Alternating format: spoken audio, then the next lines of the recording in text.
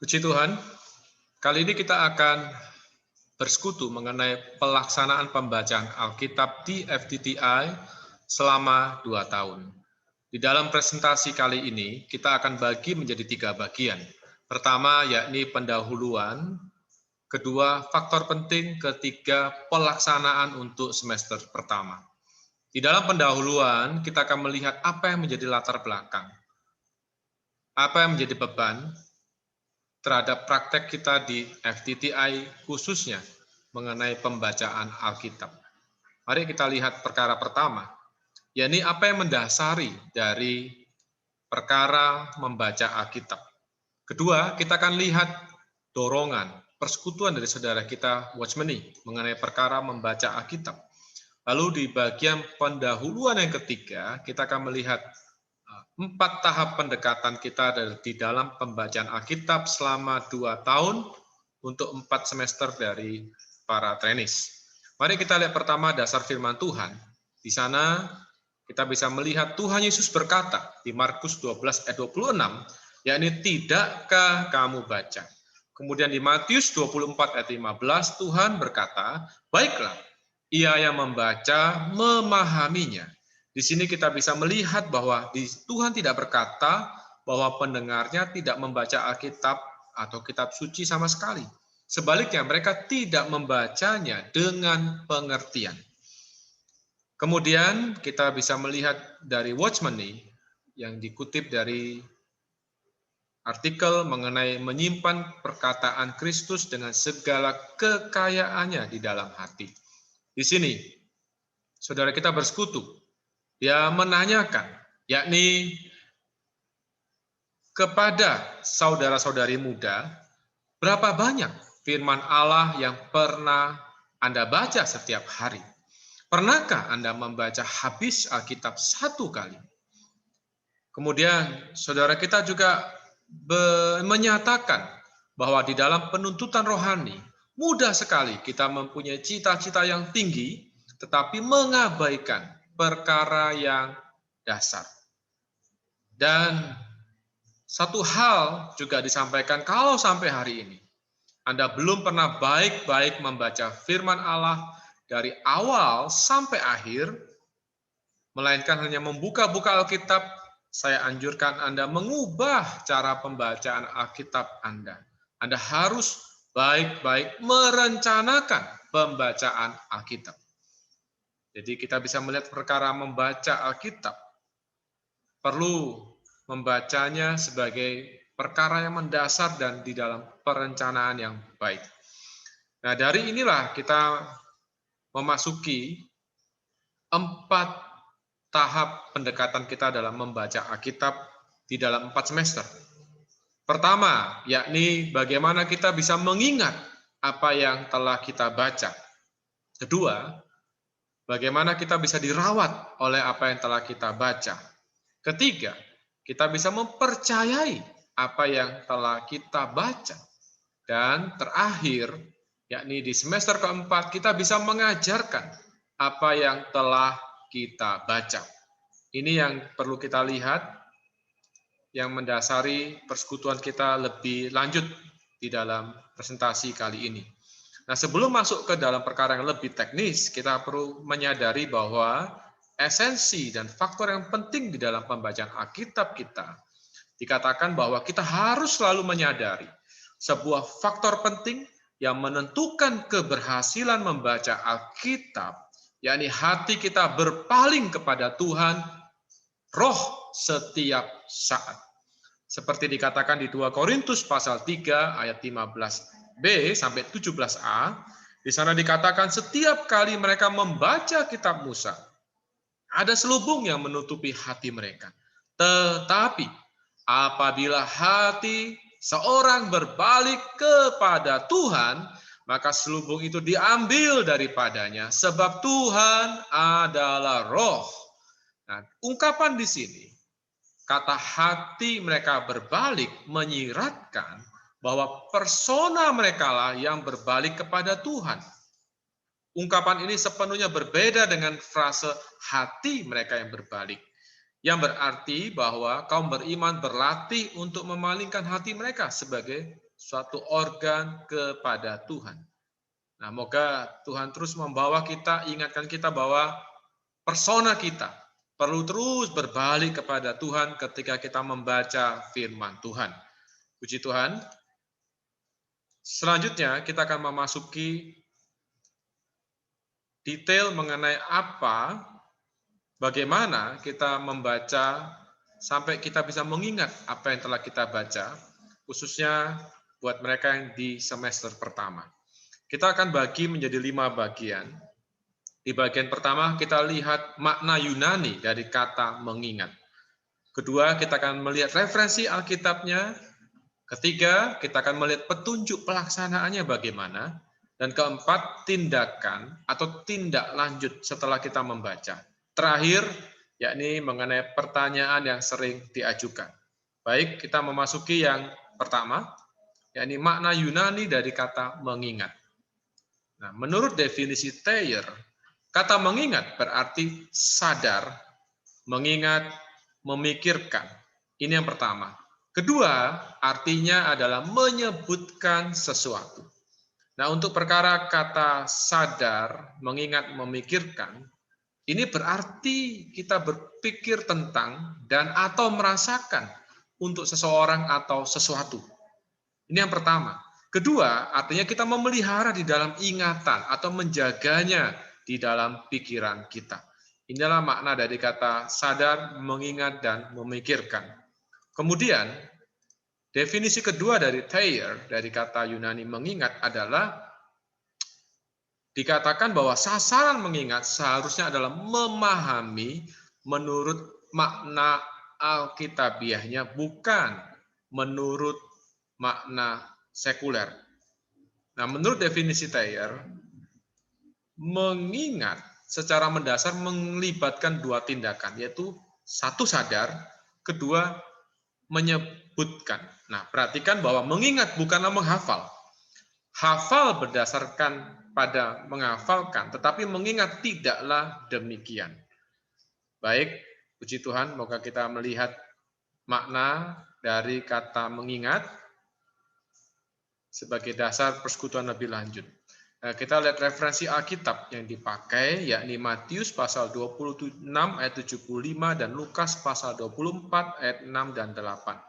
Di potongan Matius 26 ayat 75 dikatakan, maka teringatlah Petrus akan apa yang dikatakan Yesus kepadanya sebelum ayam berkokok, engkau telah menyangkal aku 3 kali. Lalu ia pergi keluar dan menangis dengan sedihnya. Di Lukas 24 ayat 6 dan 8 dikatakan, ia tidak ada di sini. Ia telah bangkit. Ingatlah apa yang dikatakannya kepadamu ketika ia masih di Galilea. Maka teringatlah mereka akan perkataan Yesus itu. Anda perhatikan di sini bahwa orang-orang termasuk Petrus tidak menghafalkan apa yang Tuhan katakan kepada mereka. Mereka mengingat perkataannya ketika mereka ada di dalam situasi yang relevan. Nah, bagaimana dengan kita hari ini? Hari ini kita juga memiliki roh itu yang mengingatkan kita akan firman Allah. Ketika situasi diperlukan oleh orang yang mengingatnya. Semoga kita terus mengingat perkara ini, bahwa kita perlu roh itu mengingatkan kita akan firman Allah. Baik, sekarang kita masuk ke petunjuk pelaksanaannya. Nah, ada beberapa hal yang kita perlu perhatikan secara teknis mengenai petunjuk pelaksanaan. Pertama, yakni sepanjang semester ini, ikutilah jadwal pembacaan Alkitab setahun sekali. Nah, kedua, bacalah Alkitab di dalam kalimat-kalimat, bukan ayat demi ayat. Nah, kalimat-kalimat ini yang berakhir dengan titik, tanda tanya, atau tanda seru. Nah, ketiga, kita perlu membaca teks Alkitab dengan harapan untuk dikesankan dengan firman Allah. Untuk tujuan ini, membaca teks Alkitab didampingi dengan garis besar AVP, yakni Alkitab versi pemulihan, yang bersangkutan akan membantu untuk memperkuat kesan tersebut. Nah, terakhir, mohon selalu diingat, jangan menghafalkan. Mengingat itu berbeda dengan menghafalkan. Nah, untuk perkara membaca Alkitab dalam kalimat, ada beberapa detail kita perlu perhatikan. Yakni kesalahan umum di dalam membaca Alkitab. Tanpa disadari, banyak kaum saleh membaca Alkitab ayat demi ayat. Nah, masalah ini menghalangi pembaca dari memahami apa yang Alkitab sebenarnya katakan. Nah, kita seharusnya mengingat bahwa hanya sekelompok kata-kata yang membentuk kalimat baru dapat menyatakan satu pemikiran atau poin secara lengkap. Nah, seringkali suatu ayat Alkitab bisa saja bukanlah sebuah kalimat lengkap yang berdiri sendiri, atau itu bisa saja mengandung lebih dari satu kalimat. Jadi pemikiran atau butirnya dapat mudah terlewatkan. Nah, inilah kenapa kita perlu membaca Alkitab di dalam kalimat-kalimat, bukan di dalam ayat demi ayat potongannya. Nah, kemudian untuk perkara membaca dengan bantuan Alkitab versi pemulihan, supaya kita dikesankan, kita perlu perhatikan tambahan dua hal. Yakni dikesankan dengan firman Allah tidak memerlukan hafalan ayat-ayat Alkitab. Sebaliknya, terkesan berarti bahwa ketika kita membaca, kata-kata tertentu di dalam teks Alkitab menangkap perhatian kita dan membangkitkan apresiasi kita dan atau ketertarikan kita akan kata-kata tersebut. Sedemikian rupa sehingga itu menimbulkan cap di dalam Anda secara spontan. Nah, inilah waktu kita membaca Alkitab, tujuannya ini, yaitu supaya kita dikesankan. Ada apresiasi yang lebih dalam, ada yang tertinggal di dalam batin kita ketika kita membaca Alkitab. Nah, puji Tuhan, ini adalah teknis petunjuk pelaksanaan di dalam membaca Alkitab untuk mendapatkan kesan, untuk mengingat. Kemudian kita akan lihat setelah itu bagaimana, yaitu poin keempat, tindakan atau tindak lanjut setelah membaca. Ada 3 hal kita perlu perhatikan. Yakni pertama, kita perlu berbicara kepada yang lain. Misalnya sesama peserta pelatihan sesering mungkin dengan menyebutkan teks Alkitab yang olehnya Anda telah dikesankan. Kedua, dalam pembicaraan Anda jangan menghafalkan kepada orang lain apa yang telah Anda baca. Sebaliknya, beritahukan mereka sebanyak mungkin apa yang olehnya kita telah dikesankan, atau dengan apa yang Anda dapat ingat dari pembacaan Alkitab. Nah, ketiga, semakin sering Anda berbicara kepada yang lain dengan menyebutkan apa yang olehnya kita telah dikesankan, semakin kita akan mengingat teks Alkitab. Puji Tuhan, ini adalah follow up. Ini kita perlu membicarakan kembali. Bukan menghafalkan, tapi membicarakan kembali kepada yang lain sesering mungkin. Nah, terakhir, yakni perkara pertanyaan yang sering diajukan, ini adalah sebagian yang telah terkumpulkan. Nah, nantinya bisa berkembang ketika Anda membaca dan menemui kesulitan, bisa diupdate kepada asisten masing-masing dan kita akan kumpulkan. Pertama, yakni saya tidak tahu bagaimana mengikuti cara FTTI dalam membaca Alkitab. Dapatkah saya menggunakan cara saya membaca Alkitab? Kedua, saya tidak bisa mengingat apa yang telah saya baca. Bisakah saya hanya berhenti berusaha untuk mengingat? Ketiga, berdasarkan watak, saya ini pelupa. Hampir tidak mungkin bagi saya untuk mengingat ayat Alkitab. Dapatkah saya tetap seperti diri saya saja? Keempat, saya ingin mencari lebih banyak mengenai potongan Alkitab yang olehnya saya terkesan. Apakah diperbolehkan? Demikian. Terakhir, saya ingin berbicara kepada yang lain apa yang telah dibaca dari Alkitab. Tetapi setiap kali ketika saya membuka mulut untuk mengatakan sesuatu, Saya tidak dapat mengingat apa yang akan saya katakan. Bagaimana saya dapat meningkatkan ingatan saya? Oke, ini adalah telah terkumpul, nanti pasti akan dijawab menyusul.